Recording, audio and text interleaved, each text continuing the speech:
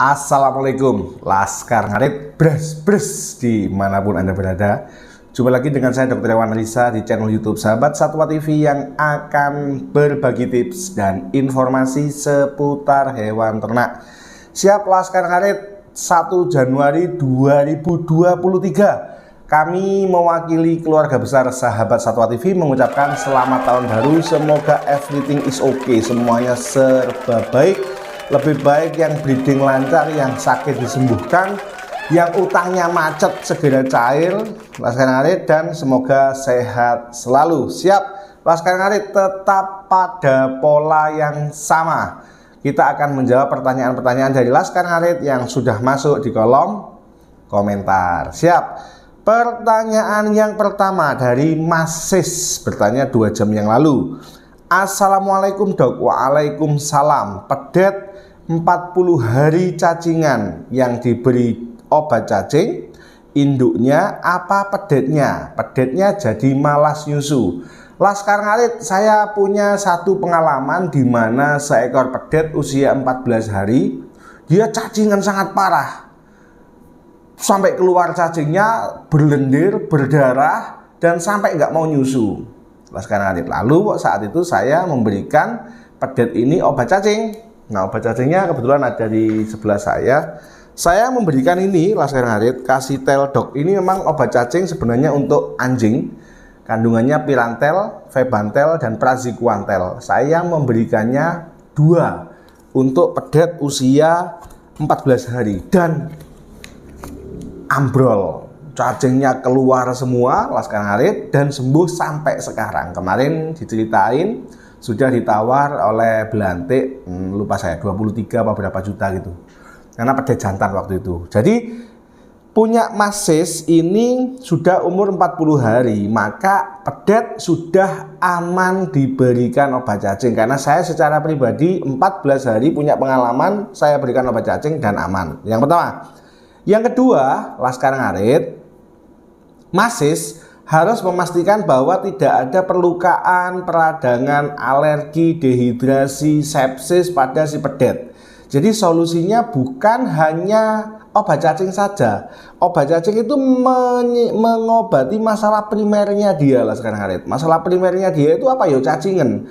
Tapi cacingan ini menyebabkan berbagai macam masalah sekunder, mulai dari dehidrasi, diare, kerusakan saluran pencernaan, tidak mau makan atau menyusu, ya banyak. Nah, itu sebaiknya tetap libatkan mantri atau dokter untuk melakukan pemeriksaan dan pengobatan. Karena waktu itu di kasus yang pernah saya tangani, satu yang paling saya ingat yaitu punya Pak Ja'far di Dusun Pelongan, itu obat cacing sampai 2 kali dalam jarak seminggu, dan pedetnya kita suntik juga. Alhamdulillah sehat dan sembuh. Siap, itu yang bisa saya berikan. Kalau ada pertanyaan yang lain dari Mas Sis, monggo ditulis di kolom komentar. Siap, matur nuwun. Pertanyaan selanjutnya dari Aku Saja, bertanya, salam beras-beras Pak Dok, mau tanya Pak Bos, apa penyebab sapi birahi kok nggak bengak-bengok? Apakah ada obat yang bisa membuat sapi bengak-bengok? Siap. Sapi tidak bengak-bengok atau sapi yang birahi tetapi dia tidak menunjukkan gejala birahi, atau biasa disebut dengan silent heat atau birahi diam. Nah, birahi diam ini disebabkan salah satunya adalah rendahnya kadar hormon estrogen. Oke, kita tahu hormon estrogen adalah hormon yang mengontrol gejala-gejala birahi. Jadi apa yang harus dilakukan ketika sapi ini mengalami silent heat atau menunjukkan gejala birahi sebagian, jadi nggak semuanya tampak ya. Yang pertama, wajib bebaskan dia dari cacing. Yang kedua, genjot dia dengan hijauan pilihan. Yang ketiga, berikan dia vitamin yang ada mengandung ADE. Yang ketiga, Laskar Ngarit, jenengan bisa memancingnya kalau ada sapi jantan, dekatkan dengan dia. Yang kelima, terakhir, jenengan bisa minta tolong dokter untuk memberikan injeksi hormonal pada si sapi tersebut. Siap, Laskar Ngarit. Pertanyaan yang kedua. Oke.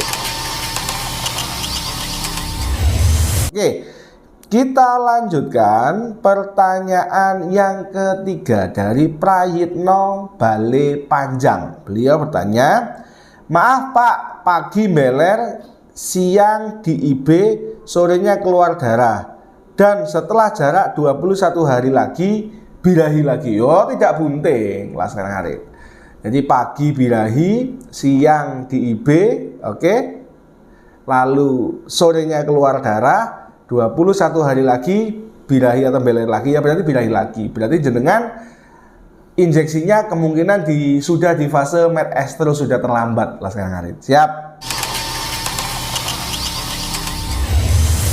Nah, ini ada testimoni subscriber kita dari Puji Rahayu. Iya dok, saya percaya setahun beranak 2 kali.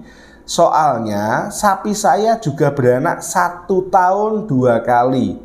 Yang pertama bulan Januari, yang kedua bulan 12 sudah lahir. Dia mengirim emo jempol.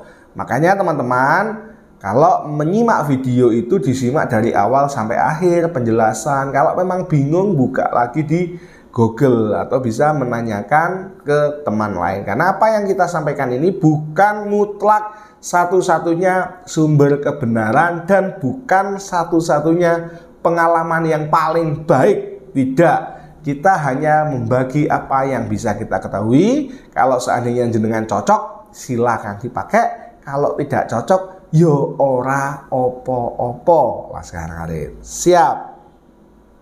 Oke, kita akan melanjutkan. Paijan Jan Pait, Masya Allah, keren namanya. Pak mau tanya, sapi saya di antara kaki depan kok bengkak kayak gondok. Nah, ini akan kita bahas Laskar Ngarit.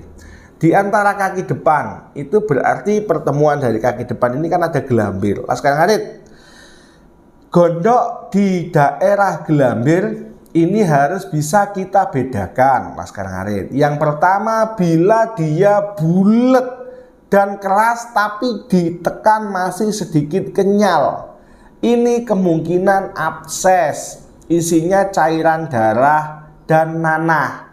Bila ini yang terjadi, maka perlu dicudes, dibedah, dikeluarkan kotorannya, cairannya, lalu disuntik dan disemprot, bisa menggunakan Gusanek atau Limoksin.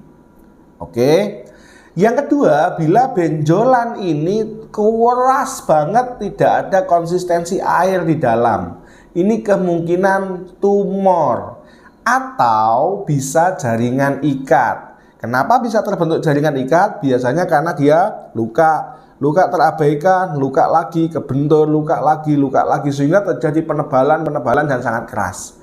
Laskar Ngarit, kalau memang tidak mengganggu, tidak usah dioperasi, tidak masalah. Karena jaringan ikat merupakan bagian dari proses pemulihan kesembuhan itu sendiri. Yang kedua, bisa merupakan timbunan cairan tubuh. Nah, kalau ini yang terjadi, kemungkinan sapinya jenengan cacingan kronis, atau masalah di liver, atau masalah di jantung, atau masalah di infeksi virus, bisa SE. Jadi Laskar Ngarit untuk bisa memastikannya sebaiknya tetap melibatkan dokter hewan yang ada di sana atau mantri yang ada di sana. Silakan dikonsultasikan untuk memastikan apa itu, apakah abses, apakah tumor atau jaringan ikat, apakah cairan, ya, atau lain-lain. Siap, kita lanjutkan. Dwi Susanto, Assalamualaikum Pak Dokter. Waalaikumsalam. Tipsnya untuk mengatur kesehatan uterus dok, terima kasih. Siap. Laskar Ngarit, kita tahu uterus ini merupakan organ yang sangat penting karena uterus ini merupakan sumber hormonal dan sumber kehidupan bayi. Uterus itu rahim. Oke. Bila uterus sehat, bila nutrisi sehat, maka seekor induk itu akan bisa birahi dengan baik, akan bisa birahi dengan rutin, dan akan bisa bunting dengan cepat. Tetapi bila uterus ini tidak sehat dan kondisi tubuh kurus, maka proses hormonal pasti terganggu. Hasilnya si sapi atau induk ini sulit birahi, birahinya tidak stabil, gejalanya tidak muncul, atau bahkan majel permanen. Nah, bila dibarengi dengan kondisi di mana rahim atau uterus ini mengalami metritis, endometriosis, atau piometra, atau kondisi-kondisi kecacatan yang lain, Laskar Ngarit, maka hampir pasti sulit untuk bunting. Nah, gangguan yang ada di uterus pun banyak, mulai gangguan genetis, kecacatan, trauma, infeksius, perlukaan, dan lain-lain. Lalu bagaimana cara kita menjaga kesehatan uterus? Catatan, body condition score induk harus stabil dan bagus, paling tidak di atas 2,5 atau 3. Oke, lalu selanjutnya Laskar Ngarit, jenengan bila sapinya ini melahirkan, jangan terlalu banyak manipulasi, diowok-owok, ditarik, dilukai, terluka, dan bisa menyebabkan infeksi. Yang ketiga, pasca melahirkan, bila tidak jauh dari dokter, sebaiknya jenengan memanggil dokter untuk melakukan tindakan postpartus. Tindakan postpartus adalah tindakan yang dilakukan setelah melahirkan dengan tujuan untuk mempercepat proses involusi uterus dan menormalkan proses purpureum. Sekarang Ngarit. Nah, bila BCS bagus, tidak ada kecatatan, sudah perkelahiran dibuat senormal dan tanpa manipulasi banyak, ya, lalu sudah dilakukan tindakan postpartus, ya idealnya idealnya kondisi uterus ini akan sehat dan normal. Jadi seperti itu. Lalu pastikan jangan lupa si induk juga obat cacing. Nah, yang paling penting yang selalu saya sampaikan kepada Laskar Ngarit semua adalah jangan lupa yang paling penting dari beternak sapi berdasarkan literatur maupun pengalaman kita di lapangan, pengalaman teman-teman peternak di lapangan adalah polanya jangan sampai berubah-ubah. Jadi misalkan pagi jam 7 disemprot, ya sudah jam 7 dimandikan. Jam 8 waktunya makan jerami, kasih jerami. Jam 11 dia tidur, sudah biarkan tidur. Jam 1 dia makan hijauan, kasih hijauan. Jam 4 dia makan comboran, kasih comboran. Malam istirahat, sudah biarkan dia dengan tenang. Jangan diganti-ganti jadwalnya, karena sapi yang sudah hafal dengan pola yang kita lakukan di kandang, dia akan lebih nyaman. Sapi yang tidak stres akan lebih cepat tumbuh, dan kalau betina dia mudah atau normal mensupport proses birahi normal. Siap? Laskar Ngarit Garis Beres dimanapun Anda berada, itu tadi beberapa pertanyaan dari Laskar Ngarit yang sudah masuk ke kolom komentar dan sudah kita bahas. Jangan lupa like, subscribe, komen, dan bantu membagikan video-video kami agar penayangan kami banyak. Dan kalau penayangan kami banyak, kita akan semangat terus mendampingi Laskar Ngarit semua. Lemah teles, Gusti Allah sing bales. Jangan lupa. Sekian, wassalamualaikum warahmatullahi wabarakatuh. Laskar Ngarit Beres Beres harus tetap semangat.